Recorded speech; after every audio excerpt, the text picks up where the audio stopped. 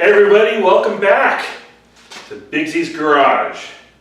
If you haven't already, please take the time to subscribe, give us a like, and share us with your friends. Don't forget to comment too. We'd like to hear what you have to say.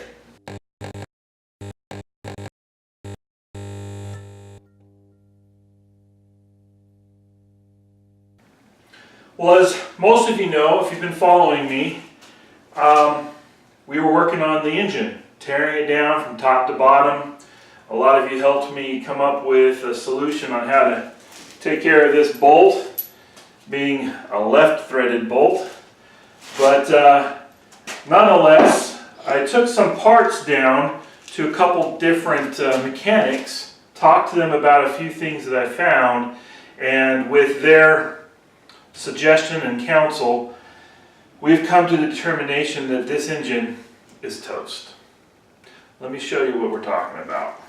First of all, the dimensions and the measurements of the cylinder heads are beyond the maximum amount of wear that these are supposed to have. There's only maybe a few hundred miles, if that, left in what we've got here. And I'm not going to go through the cost of rebuilding an engine where I'm going to have to replace something after 100 miles or so. So these are gone. We could buy new ones of these, but as I was tearing down this, and I knew this was here before I actually started tearing down this motor, but if you look at the bottom of it, you will see right here, I don't know if you can see that with the light, but it looks like someone took some chewing gum and stuck to the bottom of this. Well, that's not chewing gum. That is something like JB Weld or whatever. The person who, one of the people that owned this before me, must have bottomed out or something, causing the crankcase to crack, break, or whatever, to where they needed to fill it with JB Weld. You can feel in here that there's a little bit of a divot, so there must have been some sort of crack that created a hole there. But the thing is if you look along here, this area is where the crankcase splits in half so that you can get your gears and everything like that, crank and all that together, and then you put the pieces together. Well, this JB Weld goes over the top of that. So when we pull this apart, what's going to happen is this is going to break. It may cause more damage through here.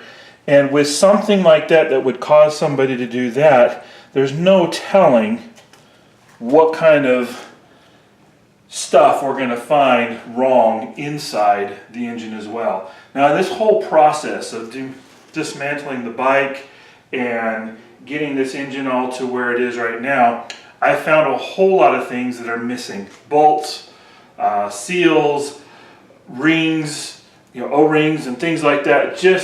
It really worries me about taking this any further. So what I've got to do is go online because this is a 1999 engine. This is an engine they made from 1998 to about, I think it was 2002. And so to get an engine that's just going to slide right in, I need to get a used engine. They don't make them anymore.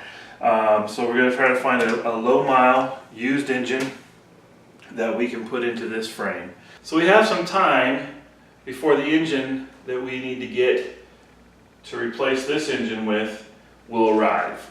We've also got some parts we've got to order. We've got to look at other types of fabrication and stuff that we're doing on our project.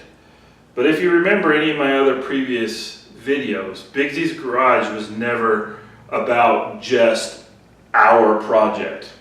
It was never just about motorcycles or hot rods or mechanical things in my garage. It was about what people do in their garage, in their sheds, in their shops, in their barns. Things they do when they're not working. It's the activities, the hobbies, the projects.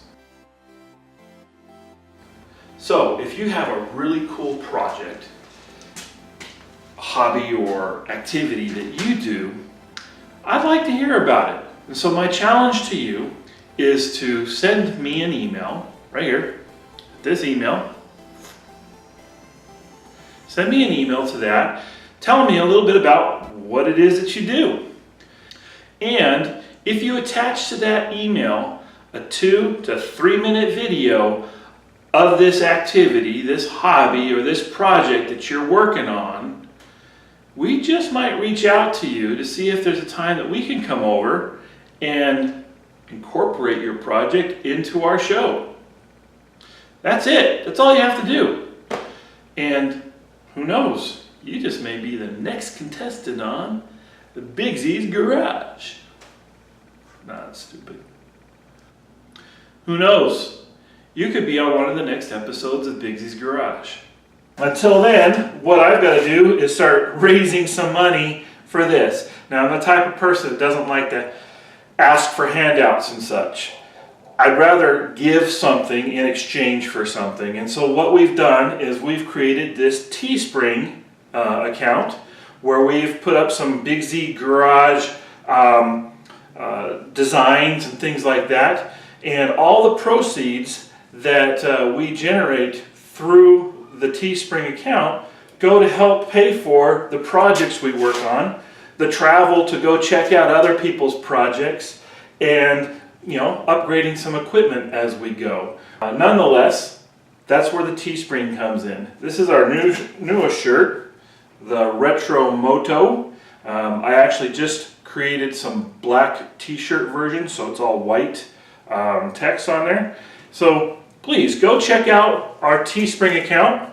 Check out some t-shirts. We're going to be adding new designs as we go through and as we create little sayings.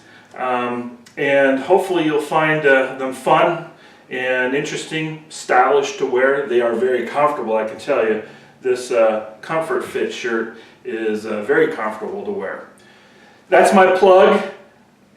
We don't have any stickers for this episode to put on the wall. So again, Beatrice is off doing Beatrice. And but while you're here, if you haven't already, please subscribe, give us a like, share us with your friend, and comment.